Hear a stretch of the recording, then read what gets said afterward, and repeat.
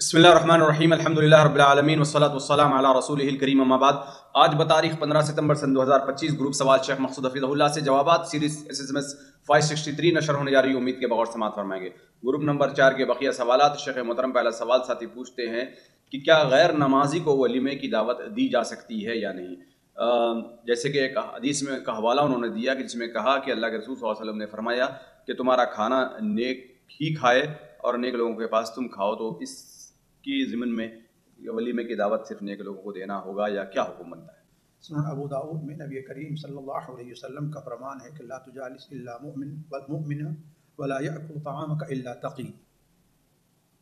اس حدیث کا معنی یہ ہے کہ اصل یہ ہے کہ ایک مومن کو چاہیے کہ اپنا ساتھی اور اپنا مصاحب اسی شخص کو بنائے جو نمازی، متقی اور پرہیزگار ہو۔ اس کا یہ معنی نہیں ہے کہ بے نمازی یا غیر متقی اور پرہیزگار اس کی مجلس میں بیٹھے ہی نہیں سکتے۔ نبی کریم صلی اللہ علیہ وسلم کی مجالس میں یہود آتے تھے اور بیٹھا کرتے تھے، منافق رہتے تھے اور بیٹھا کرتے تھے، ہے کہ نہیں ہے؟ اسی طریقے سے قرآن مجید میں اللہ تبارک و تعالیٰ نے سورہ کہف میں جو ذکر کیا فرمایا ہے وقال له صاحبه وضرب لهم مثل الرجلين جعلنا لأحدهما جنتين، ایک مومن تھا اور ایک کافر تھا، اور دونوں کی صحبت کا ذکر اللہ تعالیٰ نے فرمایا ہے، قال له صاحبه، ہے کہ نہیں ہے؟ تو معلوم یہ ہوا کہ غیر تقی کی صحبت یا اسے اپنے پاس بیٹھنا، اسی طریقے سے آگے بڑھ کے اسے کھانا کھلانا، یہ چیز ناجائز اور حرام نہیں ہے۔ وہ بات جو بیان کی گئی ہے وہ یہ ہے کہ ایک مومن کا اصل شیوہ یہ ہونا چاہیے کہ ایسے ہی لوگوں کے ساتھ صحبت اختیار کرے، ایسے لوگوں کو کھانا کھائے جو اللہ تعالیٰ کے متقی ہوں۔ کیوں؟ اس لیے کہ وہ اس چیز کو اللہ تعالیٰ کی عبادت میں گویا استعمال کریں گے، کھا کر کے اللہ کا شکر ادا کریں گے اور دعا کریں گے۔ ورنہ جہاں تک صرف کھلانے کا تعلق ہے، جب ایک کتے کو پانی پلانے پر اللہ تعالیٰ اجر دیتا ہے تو ایک مسلمان چاہے غیر متقی ہی کو دوسرا اجر نہیں ملے گا آپ کو؟ جی، تو اس حدیث کا مطلب یہ نہیں ہے کہ غیر متقی جو ہو اسے دعوت دینا جائز نہیں ہے۔ جی، اگلا سوال ہے ساتھی پوچھتے ہیں کہ شیخ محترم جیسے نبی کریم صلی اللہ علیہ وسلم کا فرمان ہے کہ جب تم کبھی سفر پر نکلو تو جب اذان نماز کا وقت ہو جائے تو اذان دے اور اقامت کہے گا اور نماز پڑھے، تو یہ حکم کیا ہے؟ یہ واجبی ہے یا ہر مسافر کو اذان اور اقامت دے کر ہی نماز پڑھنا ہے یا نارمل بھی پڑھ سکتا ہے؟ بھائی دیکھیے، اگر جماعت ہے تو تاکیدی امر یہی ہے کہ اذان اور جماعت سے نماز پڑھنا چاہیے، جبکہ اس کے لیے جگہ مناسب اور موضوع ہو۔ آپ ٹرین میں جا رہے ہیں، سارے لوگ ٹرین میں بیٹھے ہیں اور آپ وہاں اذان دینا شروع کر دیں ٹرین کے اندر، ہے کہ نہیں ہے؟ تو کہنے کا مطلب یہ ہے کہ آپ صلی اللہ علیہ وسلم نے وہ دو صحابی جو آپ کے پاس آئے تھے اور آپ نے ان سے کہا تھا کہ اگر نماز کا وقت جائے فَيُؤَذِّنْ أَحَدُكُمَا، تم میں کا ایک آدمی اذان دے، وَلْيُؤَمُّكُمَا أَكْبَرُكُمَا، اور تم میں کا جو بڑا ہے وہ امامت کرے۔ تو اس میں تو کوئی شک نہیں، نبی کریم صلی اللہ علیہ وسلم کی جو سنت رہی ہے وہ یہ ہے کہ آپ سفر میں بھی اذان دے کر کے نماز پڑھتے تھے، حتیٰ کہ اگر کوئی اکیلا ہے، مسافر اکیلا ہے، کوئی آدمی اس کے ساتھ بھی نہیں، یعنی جماعت نہیں جس کے لیے اذان دی جاتی ہے، پھر بھی اس کے لیے مستحب ہے کہ وہ اذان دے، لیکن یہ چیز وجوبی طور پر نہیں ہے، واللہ اعلم۔ جی، اگلا سوال ہے ساتھی پوچھتے ہیں شیخ محترم ایک شخص اپنی جائیداد کو اپنے ایک بیٹا اور ایک بیٹی دو ہیں تو اپنی زندگی میں تقسیم کرنا چاہتے ہیں، تو صحیح سنت کے حساب سے کیسا طریقہ کار ہوگا تقسیم کرنے کا؟ اصل چیز یہ ہے کہ یہ چیز سنت کے خلاف ہے، اصل جو میراث کا تقاضا ہے اس کے خلاف ہے، اور اس کا بسا اوقات لوگوں کو بہت بڑا نقصان اٹھانا پڑتا ہے۔ اپنی زندگی اپنی زیادہ تقسیم کر دیا ہے کہ نہیں، بیٹے بیٹیوں ان کے اندر، اور پھر اپنا کیا رہ گئے ہیں، در در کے بھکاری بن کر کے رہ جاتے ہیں۔ بعض عورتیں جن کو میں جانتا ہوں وہ آ کر کے شکایت کر دی ہیں، ان کے شوہر نے ایسا ہی کیا، اپنے شوہر کا انتقال ہو گیا حسن، اب وہ بیچاری کہتی ہے کہ اگر میں کسی کے یہاں پہنچ جاؤں، وقت ہے تو مجھ سے کوئی کھانا پوچھ لیتا ورنہ مجھے کوئی بلاتا نہیں ہے۔ یہ بھی زندہ مثال میں عورت موجود ہے۔ تو یہ بہت بڑی غلطی کرتے ہیں والدین جو اپنی زندگی میں جائیداد کو تقسیم کرتے ہیں، اور یہ سنت کے خلاف ہے، اور یہ میراث نہیں ہے۔ میراث اسی صورت میں ہے جبکہ انسان کے وفات کے بعد اللہ نے جو نظام رکھا ہے۔ اب دوسرا مسئلہ آیا کہ ہم اس کو ناجائز نہیں کہتے، ہے کہ نہیں ہے، لیکن یہ ہے کہ آیا اب وہ بطور میراث کے تقسیم ہے یا بطور ہدیہ کے تقسیم ہے؟ اس سلسلے میں علماء کا اختلاف ہے۔ بعض علماء یہ کہتے ہیں کہ اگر زندگی میں تقسیم کرنا ہے تو برابری کا ہے، اس لیے کہ اللہ تعالیٰ نے فرمایا ہے، اللہ کے رسول نے فرمایا کیا، اعدلوا بین اولادکم، اپنے اولاد درمیان عدل سے کام لو۔ بعض لوگ کہتے ہیں کہ نہیں، عدل وہ ہے جسے اللہ تعالیٰ پسند کرتا ہے، اور اللہ تعالیٰ نے میراث کی تقسیم میں عدل کیا رکھا ہے؟ لڑکی کو لڑکے کا نصف ملنا ہے کہ نہیں؟ لیکن وہاں میراث کا معاملہ ہے، یہاں جہاں معاملہ ہے جس کا اس کا جو گفٹ کا، سووا بین اولادکم فی العطیہ، کیا ہے؟ برابری رکھنا، یہی چیز راجح قول ہے۔ زندگی میں اگر دیتا ہے تو لڑکی اور لڑکے کو برابر دے گا، اور اگر جو ہے وفات کے بعد ہے تو اگر کمی اور زیادتی ہو جائے اور لڑکا لڑکی اس پر تھوڑا سا راضی ہو جائیں تو کیا ہے؟ بغیر کسی دباؤ کے راضی ہیں، کوئی حرجہ نہیں۔ لڑکی اپنے پورے مال سے دستبردار ہو جائے، مجھے نہیں چاہیے، ابو اللہ نے مجھے بہت دیا، دیتی ہے ابو میرے بھائی کو دے دیجیے، اگر بغیر کسی دباؤ کے، بغیر اس کے اگر راضی ہے تو کوئی حرجہ نہیں جی۔ آدھے پر راضی ہو جائے، 2/3 پر راضی ہو جائے، کسی ایک گھر پر راضی ہو جائے کہ میں گھر لے لیتا ہوں، اسے زمین دے دیجیے، میں زمین لے لیتا ہوں، اسے دے دیجیے، کوئی حرجہ نہیں۔ یعنی اگر راضی ہے لڑکی تو والد کے اوپر کوئی گناہ کوئی گناہ نہیں، کوئی گناہ نہیں۔ اگر راضی نہیں ہے ظاہر بات ہے اس کو اس کا حق ملنا چاہیے، یعنی جتنا مال لڑکے کو دیا گیا ہے اتنا ہی اس کو دیا جائے، چاہے اگر پہلے نہ دیا ہو گیا ہو تو اب دینا ضروری ہے۔ جی جی، اگر پہلے غلطی کی ہے تو اس کو الا یہ کہ کسی عالم کے فتوے کی بنیاد پر اس نے دیا ہے، جیسے ہم نے کہا اختلاف ہے تو انشاءاللہ وہ بری ہوگا۔ جی جی، یہ معاملہ اگر لڑکے کو اگر والد کے انتقال کے بعد اگر پتہ چل جائے تو کیا؟ مثال کے طور پر لڑکے کو یہ مسئلہ ہی پتہ ہی نہیں تھا کہ ایسے گفٹ کے میں برابر دینا چاہیے، لڑکے کو زیادہ ملا اور لڑکی کو اس کے کم دیا گیا، اور لڑکی بعد میں ناراضگی کا اظہار کر دے کہ تمہیں تو وہ بابا نے اتنا دے دیا ہے اور ہمیں کم دیا ہے۔ ٹھیک ہے، اہل علم کے سامنے وہ مسئلہ جا کر کے رکھے، کیا اس کے والد نے کسی سے پوچھ کر کے ایسے کیا تھا؟ والد جاہل تھا یا کیا تھا؟ وہ تو مسئلہ جو ہے اہل علم کے سامنے حل ہوگا۔ والد کو اگر پتہ نہ تھا تو پتہ نہیں تھا تو دیکھیں کہ وہاں عام طور پر کیا مسئلہ کیا رائج ہے، کیسے چلتا ہے، اس علماء کے قول پر وہاں عمل ہو رہا ہو کہ برابری ہے، نہیں ہے، برابری نہیں ہے، ٹھیک ہے، کوئی حرج نہیں، یا ہے کہ برابری ہے تو ٹھیک، کوئی حرج نہیں۔ برابری ہے تو کیا اب لڑکے کے اوپر ضروری ہے کہ وہ کچھ دے اس میں سے؟ نہیں، ضروری نہیں ہے لڑکے کے اوپر، اگر وہ دے دیتا ہے، راضی کر لے تو ٹھیک ہے، اس وقت دونوں راضی ہو گئے تقسیم کے اوپر تو کوئی حرجہ نہیں۔ لیکن یہ ہے کہ اگر جو ہے وہ وہاں پر انہی علماء کا فتویٰ چل رہا ہے کہ لڑکی کو لڑکے کا کیا ملنا چاہیے، تو برابر ملنا چاہیے، مگر اس دلیل میں تو کوئی دم نہیں ہے نا۔ کس دلیل میں؟ دیکھیے، وراثت کا معاملہ، امام ابن تیمیہ رحمہ اللہ نے فرمایا ہے کہ اللہ تبارک و تعالیٰ سے بہتر عادل کوئی نہیں ہے۔ بڑا دم ہے امام ابن تیمیہ رحمہ اللہ کے اس قول میں۔ اللہ نے جو تقسیم کی ہے وہ کیا ہے؟ وہ حد الانثیین کی تقسیم کی ہے، اور اللہ تعالیٰ سے بہتر عدل کوئی نہیں۔ گویا کی اصل چیز یہ ہے کہ لڑکی کو لڑکے کا آدھا ملنا چاہیے، تو ٹھیک ہے، زندگی میں عطیہ اور ہبہ کے اندر بھی یہی قانون چلے، تو کہتے ہیں دم نہیں۔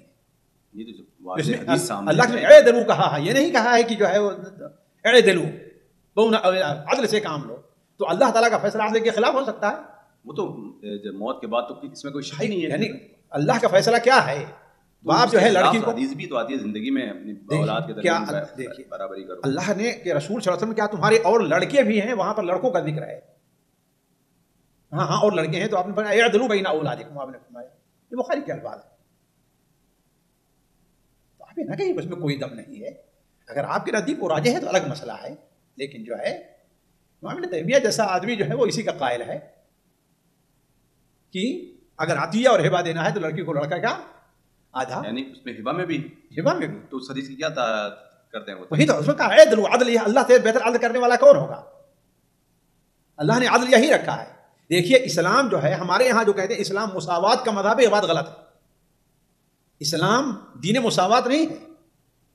افنجعل المسلمین کالمجرمین ما لکم کیف تحکمون، اسلام دین عدل ہے کہ نہیں؟ عدل کیا ہے؟ ہر ایک کو اس کا جو حق ہے وہ دیا جائے۔ اچھا، برابر کا کوئی حدیث میں لفظ نہیں ہے؟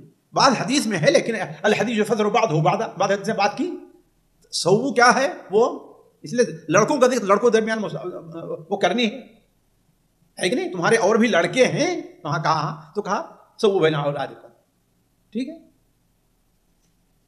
یعنی وہ اولاد سے مراد وہاں لڑکے لیا گیا۔ جی جی، شیخ ابن تیمیہ رحمۃ اللہ علیہ بتا دیں۔ جی جی۔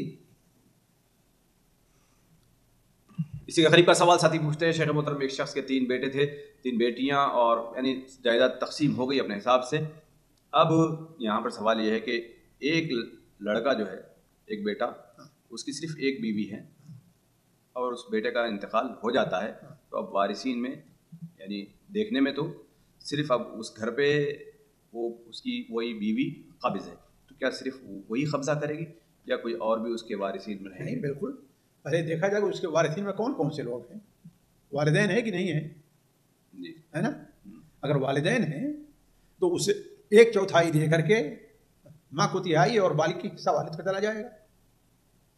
اگر والدین نہیں ہیں والد ہیں تو اسے 1/4 دے دیا جائے گا.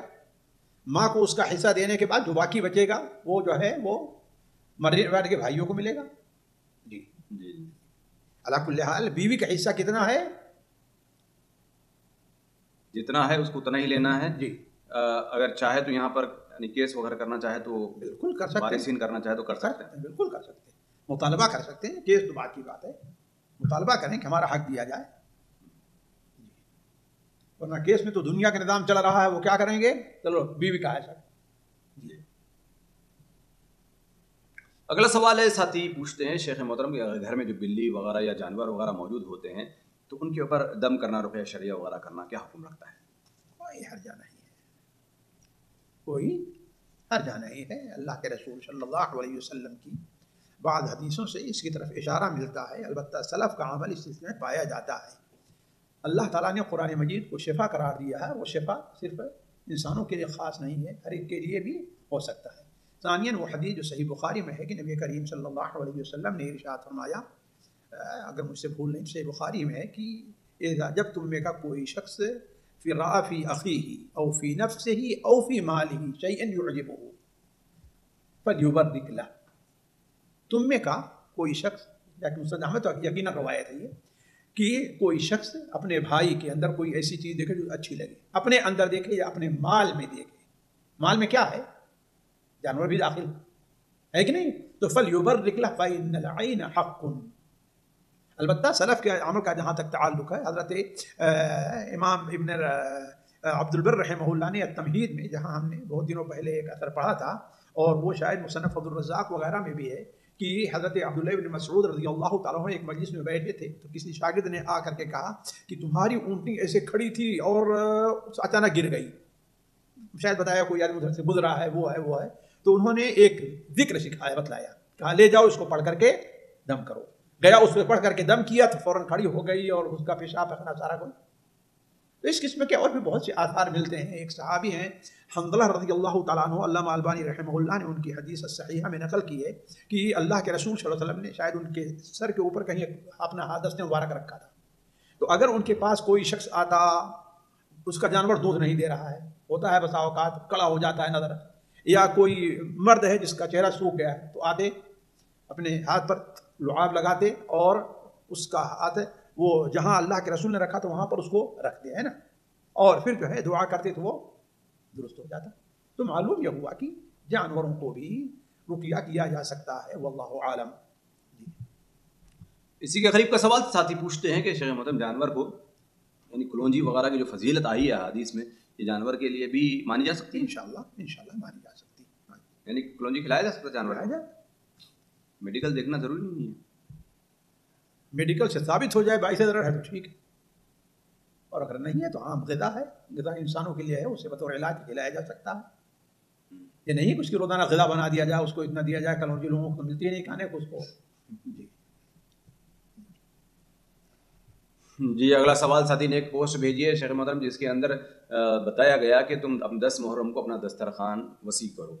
یہ یعنی بعض علماء کرام نے اس کو ضعیف بھی کہا ہے موضوع بھی ہے لیکن اس کے اندر جو پوسٹ بتائی گئی ہے اس میں مولانا مبارک پوری رحمۃ اللہ علیہ نے اس کی تائید کی ہے. دیکھیے وہ ان کا فتویٰ یقیناً موجود ہے صاحب تحفۃ العوادی رحمہ اللہ کا کہ ان کے نزدیک وہ حدیث اگرچہ ضعیف ہے لیکن مل کر کے اس لائق ہے کہ اس کے اوپر عمل کیا جائے. لیکن دیگر علماء نے اس کے تمام طرق کو ضعیف امام ابن تیمیہ سے موضوع قرار دیا ہے علامہ البانی نے بھی. تو یہ ایک عالم کا اجتہاد ہو سکتا ہے. عالم کا اجتہاد ہو سکتا ہے یہ کوئی بات نہیں. اس قسم کے اجتہادات علماء کے ہوتے رہتے ہیں. یہ بعض عالم بعض حدیث کو ضعیف کہتے ہیں بعض اس کو قابل عمل کہتے ہیں. بعض ضعیف مانتے ہیں لیکن مانو مطلب اس کو قابل عمل سمجھتے ہیں، تو یہ تو الگ مسئلہ ہے۔ البتہ یہ ہے کہ میں نے جو سمجھا ہے وہ یہی ہے کہ وہ حدیث ضعیف ہے، تمام طرق کو جمع کیا جائے پھر بھی وہ قوت اس کو نہیں ملتی۔ تو ان علماء کا قول میرے نزدیک راجح ہے جو اس کو سخت ضعیف کہتے ہیں، جو قابل عمل نہیں ہے۔ جی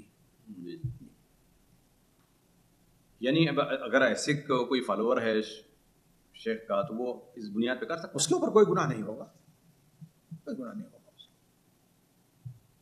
اس لیے کہ اس کا علم ہے، وہ وہاں تک پہنچا اور اس کے اوپر عمل کر لیا، کوئی بات نہیں۔ اب یہاں پہ دونوں بھی باتیں ہماری کوئی ویڈیو سنتا ہے بھائی، تو ٹھیک ہے، ہم کہاں کریں، ہم تو کہہ رہے ہیں کہ شیخ نے کہا ہے، اگر کوئی ہے تو ٹھیک ہے اس پہ عمل کر لے نہ، لیکن ہم سے اگر کوئی پوچھتا تو کہیں بھائی نہیں کریں گے۔ سامنے والا کیا کرے؟ سامنے والا اب اس کی مرضی کے اوپر ہے، یعنی مرضی کیسے چلے؟ یہ کفر کا معاملہ تھوڑی ہے، شرک کا معاملہ تھوڑی ہے، وہ اس کے اوپر مطمئن ہے۔ شیخ عبد الرحمن وارکوری رحمہ اللہ کے بیان پر عمل کر لے اس کے اوپر۔ یہ کون بڑا مسئلہ ہے کہ اس میں جو ہے کشمیر کا مسئلہ حل نہیں ہو رہا ہے، فلسطین کا مسئلہ حل نہیں ہو رہا ہے، کوئی اتنی بڑی چیز ہے اس کو آپ اتنے بڑا اہمیت دے رہے ہو؟ نہیں مطلب ایسے ہوگا نا تو پھر یعنی کیا، یعنی بہت سے ایسے مسائل میں ہے بھائی، بہت سے ایسے مسائل میں وطر کا معاملہ ہے۔ بعض علماء کہتے ہیں جیسے علامہ البانی کہ وطر قنوت وطر نماز رکوع سے پہلے متعین ہے کہ نہیں، لیکن ہم کہتے ہیں کہ نہیں۔ امام بخاری رحمہ اللہ نے کہا باب قنوت قبل الرکوع عبادہ، اور صحابہ کا عمل دیکھ لیے کہ رمضان میں وطر کے بعد ہی رہا ہے، رکوع کے بعد ہی رہا ہے۔ تو علماء کا ہمیشہ اختلاف چلتا رہا ہے آپس میں۔ تو اگر کوئی آدمی اس کی پہنچ اتنی ہے، اس کا علم اتنا ہے کہ وہ عالم سے پوچھے اور وہ اس کے قول پر مطمئن ہو رہا ہے، یہ کوئی جو ہے حرام حلال یا شرک اور کفر مذہب سے نکلنے کا مسئلہ نہیں ہے، ایک فضائل اعمال کی بات ہے۔ وہ تو نہیں ہوگا، لیکن ماحول کے اندر فتنہ پیدا ہوگا۔ کوئی فتنہ نہیں پیدا ہوگا۔ مثال کے طور پر اب ایک فیملی ہے جو پورے اہل حدیث ہیں، وہ مانتے نہیں اس چیز کو، لیکن کہا کہ نہیں جی مولانا مبارک پوری کا فتویٰ، تو ٹھیک ہے تم اپنے طور پر جا کے کرو، ہمارے اوپر کیوں اس کو فرض کرتے ہو؟ تم کرو اپنے اوپر جا کر کے لوگوں غریبوں جماعت کے ساتھ رہنا ضروری نہیں اس کے لیے۔ اس میں کوئی جماعت نماز پڑھنا ہے یہاں پر یا جماعت سے روزہ رکھنا ہے؟ جو پبلک جیسی جمعیت جو کام کر رہی ہے ویسے ہی کرنا چاہیے بھائی ٹھیک ہے، تو اپنے نہیں جانا چاہیے نا، شاذ قول کو لے کر جانا جائز ہے بھائی۔ کون ایسے ہوتا ہے شیخ بانی کے قول کو لے کے لوگ جو ہے نا وہاں پر پوری طرح بھائی یہی تو ہے، لوگوں کو مجبور نہ کرے، اپنے طور پر وہ چیز عمل کرے، لوگوں پر نہ تھوپے اس کو۔ یہ تم کہہ رہے ہیں لوگوں پہ نہ تھوپو، امام ہے وہ مسجد کا، تو کیسے لوگ تو پیچھے نماز ہی پڑھیں گے اس کی۔ ٹھیک ہے ٹھیک ہے، لوگ مانتے ہیں تو ٹھیک ہے، نہیں مانتے ہیں تو بھائی ٹھیک ہے، ہم اس کو نہیں ہمارے طور تراویح پڑھ لیں گے۔ کوئی واجب ہے تراویح پڑھنا ان کے پیچھے؟ اکیلے بھی جا کے انسان پڑھ سکتا ہے؟ نہیں تو پورے ماحول میں یہی اللہ کے بندے کوئی نہیں ہوتا ہے، یعنی کرنا جائز۔ جو کچھ متشدد قسم کے لوگ ہوتے ہیں حقیقت نہیں سنتے، وہی ایسا کرتے ہیں۔ ایک آدمی گھر کے اندر ہے، آپ 4 بھائی ہیں، آپ نہیں پسند کرتے، گھر میں نہ کرو، تمہیں کرنا ہے بھائی نا، لے جاؤ غریبوں کو کھلا دو تم اپنے طور پر، اس میں کون سی برائی ہے؟ تمہیں اللہ نے دیا ہے، جاؤ خرچ کرو ان کے اوپر جی، مگر ان کو دیکھ کر پھر اور بھی لوگ کرنا شروع کر دیں گے، اس میں کیا بدعت نہیں ہو جائے گی یہ چیز؟ بھائی اس میں ان کے پاس بدعت نہیں ہوگی ان کے اعتبار سے، وہ تو ہر بدعت کے لیے دلیل ایسی ہے پھر کوئی ہاں اگر ایسے کوئی متفقہ کوئی ایسی چیز ہے، ہر بدعت کے لیے نہیں ہے، کوئی ایسی بدعت ہوتی ہے جس کے اندر اختلاف کی گنجائش ہوتی ہے، تو اس کے نزدیک بدعت نہیں، دوسرے کے نزدیک بدعت ہوگی۔ لوگوں نے کیا ہے وسیع چیز کو بہت تنگ کر دیا۔ امام ابن تیمیہ رحمہ اللہ نے کہا تم جو عقیدہ رکھتے ہو، اگر میں وہ عقیدہ رکھوں تو میں کافر ہو جاؤں گا، لیکن میں تمہیں کافر نہیں کرتا۔ کیوں؟ اس لیے تمہاری اجتہادی غلطی ہے۔ ڈنڈا لے کر کیوں نہیں ان کو منوانا شروع کر دیا؟ اتنی بڑی بات ہے کفر تک پہنچنے کی، لیکن کیا کہا؟ اگر میں یہ عقیدہ رکھوں تو میں کافر ہو جاؤں گا، لیکن میں تم کو کافر نہیں کہتا۔ کیوں؟ اس لیے کہ تمہیں یہ میں جانتا ہوں تمہاری اجتہادی غلطی۔ ایسا ہوتا تو صحابہ کرام رضوان اللہ علیہم اجمعین کہیں ہوتے ہیں۔ علامہ البانی رحمہ اللہ جو رکوع کے بعد سینے پر ہاتھ باندھنے کو بدعت کہتے ہیں، شیخ البانی کے پیچھے جو کہتے ہیں سنت، ان کے پیچھے نماز پڑھتے تھے نہیں پڑھتے تھے؟ کیوں نہیں منع کیا ان کو؟ زبردستی کیوں نہیں روکا؟ بلکہ علامہ البانی کے ایک شاگرد نے کہا کہ ان کے پیچھے نماز پڑھے، شیخ نے بھی ہاتھ باندھا ہے ان کی اتباع میں۔ تو علماء اتنی وسعت رکھتے تھے اور آپ لوگ اتنا تنگ کر دے رہے ہیں دین کو۔ شیخ عبد الرحمن مبارک پوری رحمہ اللہ امام ہیں، اس میں کوئی شک نہیں ہے۔ ان اجتہاد سے اسی لیے پہنچے کہ ہاں یہ حدیث فضائل اعمال میں قابل عمل ہے، تو ٹھیک،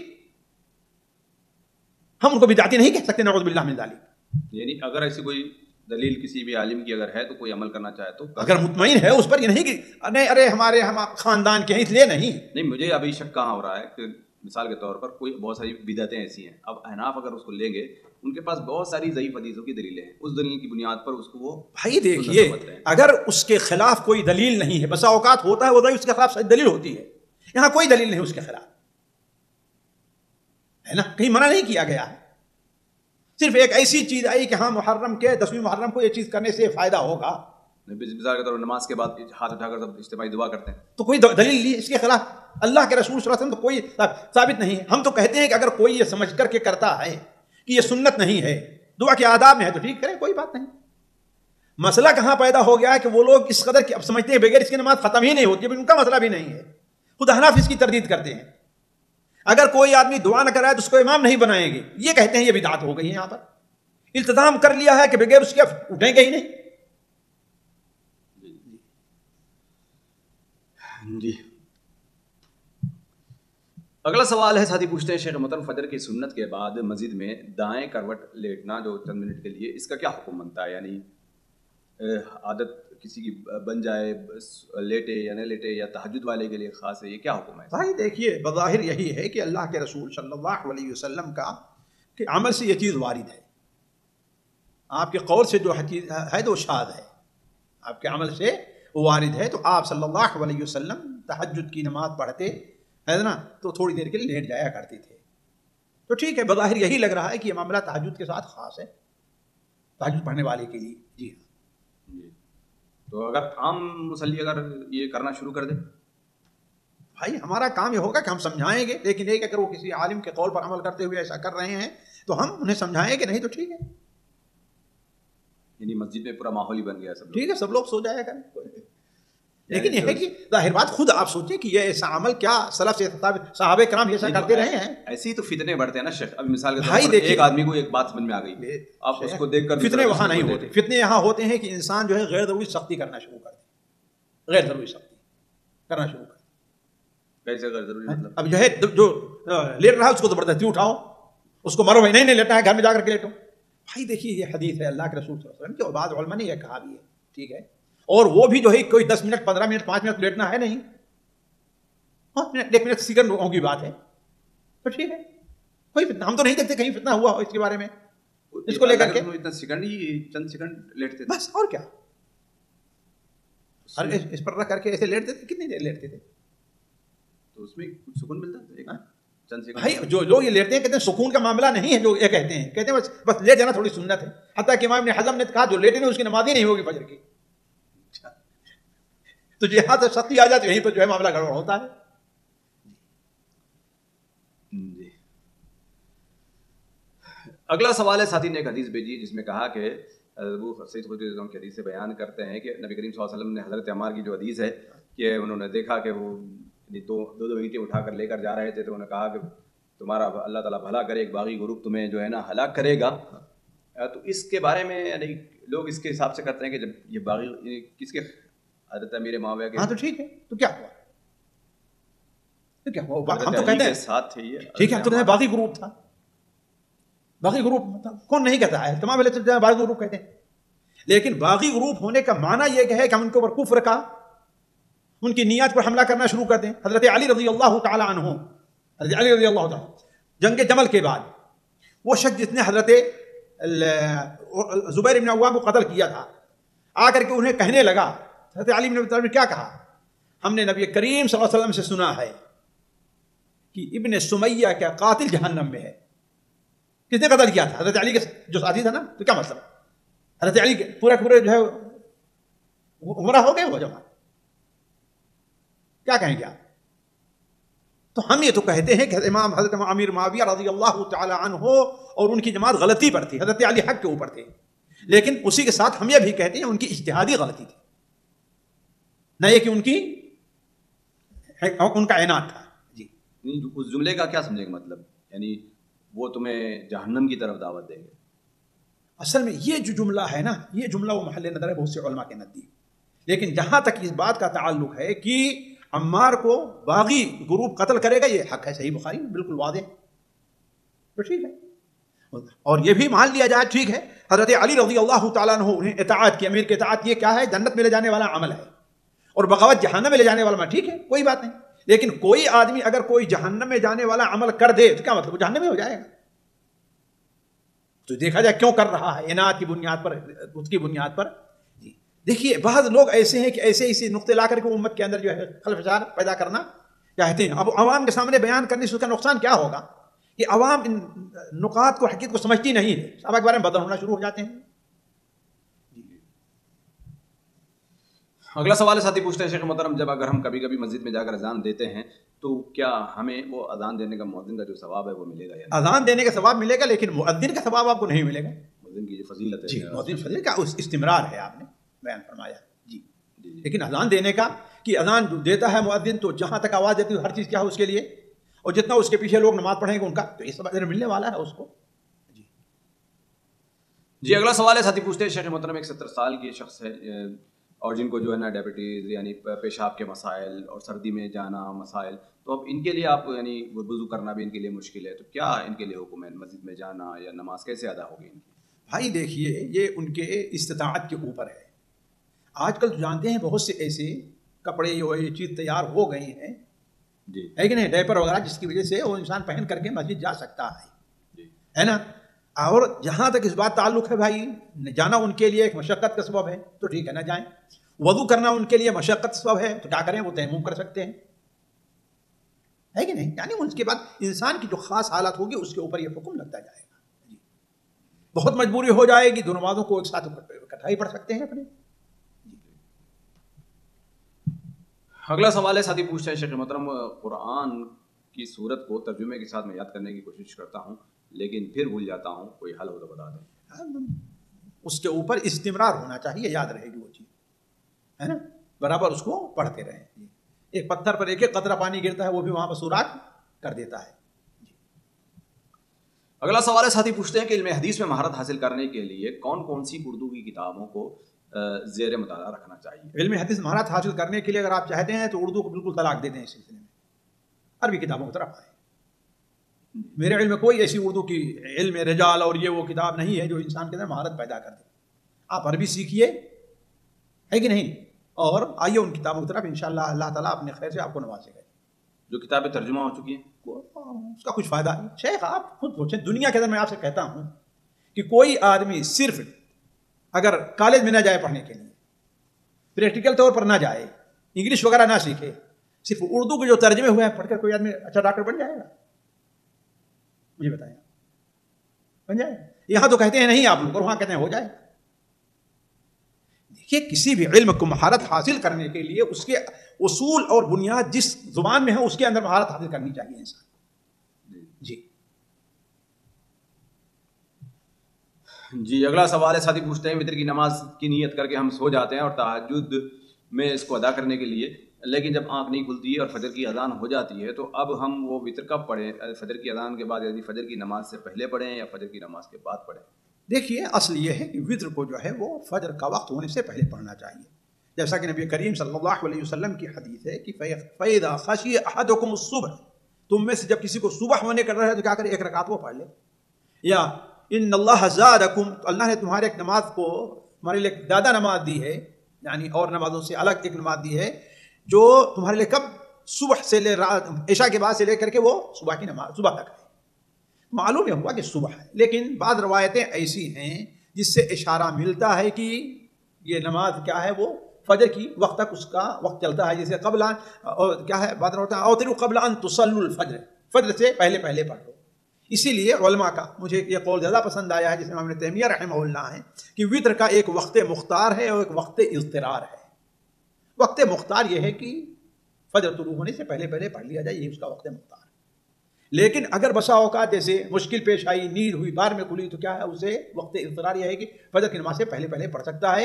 اور یہی عمل حضرت ابو سعید خدری سے، حضرت عبد اللہ مسعود سے بسند صحیح ثابت ہے کہ فجر کی نماز سے پہلے پڑھ لیا ہے. جی یعنی افضل فجر کی نماز سے پہلے. اصل کا یہی متعین ہے، اصل کیا ہے، متعین ہے فجر سے پہلے.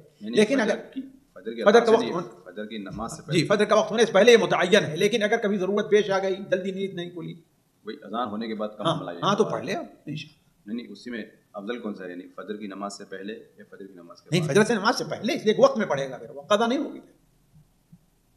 قضا کیسے نہیں ہوگی؟ وقت اضطرار بھائی، ہم نے کہا کہ وقت ایک مختار ہے، ایک وقت اضطرار ہے کہ نہیں؟ وقت مختار یہ ہے کہ فجر کا وقت ہونے سے پہلے پہلے، اور وقت اضطرار کیا ہے؟ ہم نے کہا اولاً بعد حدیث میں ہے قبل صلاۃ الفجر کا لفظ آیا ہے، اور بعد اور حضرت ابو سعید خدری ابن مسعود کا یہ عمل بھی رہا ہے، بس اوقات کبھی پتہ ایسا انہوں نے پڑھا اس کو فجر کے بعد کے لیے ٹالا نہیں ہے۔ جی یعنی فجر کی سنت وغیرہ سے بھی پہلے پڑھنا چاہیے، ظاہر بات ہے جی، پھر اس کے بعد سنت پڑھے، اس کے بعد فرض پڑھے۔ جی جی اگلا سوال ہے، ساتھی پوچھتے ہیں کہ اگر کئی وقت کی نماز اگر قضا ہو چکی ہو تو اس کے ادا کرنے کا کیا طریقہ کار ہے؟ اگر 5 تک نمازیں ہیں ترتیب کے ساتھ پڑھ لیں، جی اگر اس سے زیادہ ہو گئی ہیں تو اب گویا کہ اس میں ترتیب باقی نہیں، ہر نماز کو نیت کر کے کہ یہ وہ نماز ہے اس دن کی ہے نا، فجر کی ہے، پڑھ لیں۔ جی اس لیے کہ اللہ کے رسول صلی اللہ علیہ وسلم کی جو نماز قضا ہوئی تھی ظہر کی، عصر کی، مغرب کی، عشاء کے وقت، تو آپ نے ترتیب کے ساتھ پڑھی تھی، یہ غزوہ خندق کے موقع پر جو ہے۔ اگلا سوال ہے، ساتھی پوچھتے ہیں کہ بارش میں نہاتے ہوئے اگر کسی کے اوپر بجلی لگ جائے اور اس کا انتقال ہو جائے تو کیا وہ شہید کہلائے گا؟ بھائی ایسی کوئی دلیل نہیں کہ ہاں بجلی کے لگنے سے، لیکن یہ ہے کہ والحریق شہید، آپ نے بیان فرمایا جل کر کے مرنے والا کیا ہے، وہ شہید ہے۔ جی اگلا سوال ہے، ساتھی پوچھتے ہیں شیخ محترم نکاح کے بعد جو ہے دلہے کو جب منڈپے میں لے کے جایا جاتا ہے تو وہاں پر اس کو سونے کی انگوٹھی پہنائی جاتی ہے، تو کیا اس کو فوری طور پر نکال دینا چاہیے یا بعد میں بھی نکال؟ اس کو پہننا ہی نہیں چاہیے، اصل چیز تو ہے پہنے ہی نہ وہ، اچھا پہنا تو گنہگار ہوگا وہ، تھوڑی دیر کے لیے بھی، 1 سیکنڈ کے لیے بھی وہ حرام ہے اس کے لیے۔ جی جی اس کے لیے حرام، اس کو نہیں پہننا چاہیے۔ وہ کہتے بھائی یہ میرے لیے جائز نہیں، ویسے دینا ہے ٹھیک ہے رکھ لو، میں اس کو خزانہ کے طور پر رکھ لے رہا ہوں، دے دیجیے مجھے، لیکن پہنوں میں اس کو، یہ میرے لیے جائز نہیں ہے۔ سائز دیکھنے کے لیے؟ سائز کیا، کیوں سائز دیکھے بھائی؟ کوئی اس کو پہننا ہے کیا جو سائز دیکھے؟ وہ کبھی مارکیٹ میں خریدنے کے لیے چاہ رہا ہے، کیا سائز کی کیا ضرورت اس میں؟ اپنی بیوی کی سائز دی او بھائی اس قسم کے نکات آپ پیدا کریں بہت بڑا مسئلہ ہے۔ اصل چیز یہ ہے کہ نہیں جائے بیوی اپنے سائز سے لے خریدے۔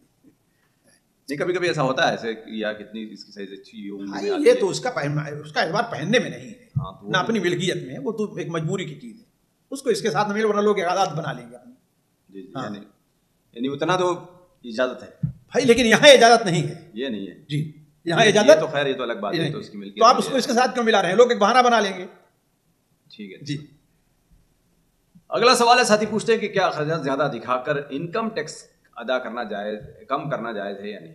جھوٹ ہے، الا یہ کہ انکم ٹیکس کا مسئلہ ظلم کے اوپر ہو، انکم ٹیکس کا مسئلہ ظلم کے اوپر مبنی ہو تو ٹھیک ہے، ورنہ نہیں۔ یہ کیسے معلوم ہوگا کہ ظلم کے اوپر ہے؟ یہ وہاں کے علماء بتائیں کہ ہاں بھائی یہ ظلم ہے کہ نہیں ظلم ہے۔ اب یہ چیز جو ہے ہماری جگہ پہ کہیں کہتے ہیں ہاں بھائی سعودیہ ہر جگہ فٹ کرنا شروع کر دیں اس کو، ہے نا، وہاں کے اہل علم سمجھدار لوگ کیا کہتے ہیں کہ یہ ظلم ہے، غیر ضروری ہے، یا اتنی مقدار بہت زیادہ ہے جو عقلاً و شرعاً درست نہیں ہے، تو ٹھیک ہے۔ نہیں تو وہ تو حکومت کے لیے تو بہت درست رہتی ہے وہ چیز، بھائی حکومت سب کچھ درست ہے، حکومت کے لیے تو آج جو ہے لڑکے لڑکوں کی شادی بھی درست ہو گئی ہے، لڑکی لڑکیوں کی شادی درست ہو گئی، وہ اعتبار اس کا اعتبار نہیں ہے۔ علماء کرام بھی تو بھی اکنامک میں ان کو پہنچنا چاہیے اتنی، نہیں بہت سے علماء کو رہتی ہے فکر، علماء جو ہے فقہ کے اندر علم اقتصاد نہیں پڑھے رہتے ہیں۔ جی سامعین کرام، ہمارے علمی اور عوامی دروس اور سوال و جواب کی مجلسوں سے آپ خود بھی مستفید ہوں اور اپنے دوست و احباب کے ساتھ بھی شیئر کریں۔ عین ممکن ہے کہ آپ کے شیئر سے کسی کی اصلاح اور آپ کے لیے صدقہ جاریہ بن جائے۔ واٹس ایپ پر اسلامک میسج حاصل کرنے کے لیے نمبر نوٹ فرمائیں: یعقوب عزیز 00966 5089 59707۔ واٹس ایپ سوال جواب گروپ میں ایڈ ہونے کے لیے نمبر نوٹ فرمائیں: عبدالسلام عمری 00966 502627 نمبر بھیجتے ہوئے نام اور پتہ ضرور لکھیں۔ اسی طرح ہمارے یوٹیوب چینل اسلامی دعویٰ کو ضرور سبسکرائب کریں تاکہ ہماری ہر نئی اور اہم ویڈیو کی اطلاع آپ کو فوری حاصل ہو جائے۔ تمام دروس، مقالات اور سوال جواب سیریز کے لیے ہماری مشہور ویب سائٹ www.islamidawah.com کا مشاہدہ کرتے رہیں۔ السلام علیکم ورحمۃ اللہ وبرکاتہ۔